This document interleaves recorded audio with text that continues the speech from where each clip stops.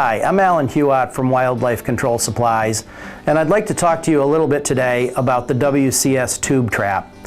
As you can see, I've got two of them here on the table. We've got our standard model, and then we've got our plated rust-resistant model that we send out, have it electroplated, and it greatly increases the life of the trap. What I'd like to do is show you some of the pieces of the tube trap so that you're familiar with it. To start off with, the tube is 15 inches long and 4.5 inches in diameter. Couple of important pieces are this dog right here. You're going to see that in literature or on our website. This is the piece that's used to set the trap. Here's the pan of the trap right here. The pan is actually internal to the tube. This is the tube itself, obviously. Here's the strike bar that comes up and pins the animal against the wall of the trap. Let me emphasize that this is a lethal squirrel or rodent trap. Let me turn it around for you so you can see the springs. It's got a double torsion spring right here. Those are also plated so they won't rust, and that's what powers the trap. So let's go ahead and set it. Well, you know what, before we get into setting it, let's talk about baiting. The trap can be used baited or unbaited. If you want to bait this trap, when it's unset, what I would suggest is that you smear the bait on the inside of the trap, directly above the pan, on the roof of the trap inside, so that when the animal comes up to the pan of the trap, their attention is focused on the roof, and they'll step on the pan and activate your trap.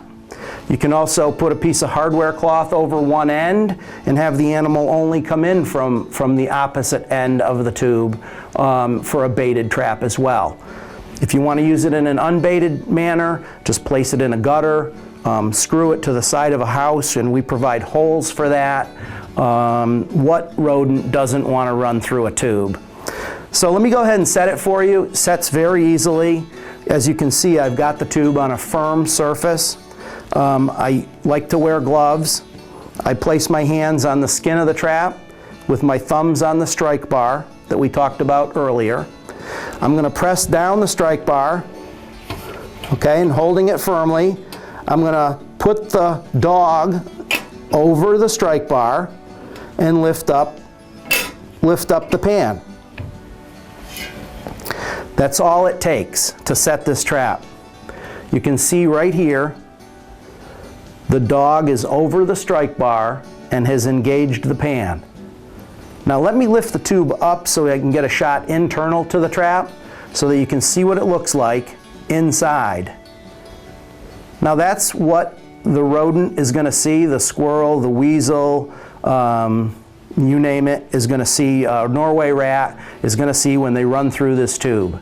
Okay, they're going to step on that pan, and this strike bar is going to come up and pin them against the wall of the trap, humanely euthanizing them. Once again, this is the WCS Tube Trap. I'm going to put it down and unset it. You don't want to dry fire this trap if you can help it. Just push down slightly and release the tension on the spring. Okay, it's safe to handle now. That's it, WCS Tube Trap. If it doesn't have our logo on it, it's an imposter. Thank you.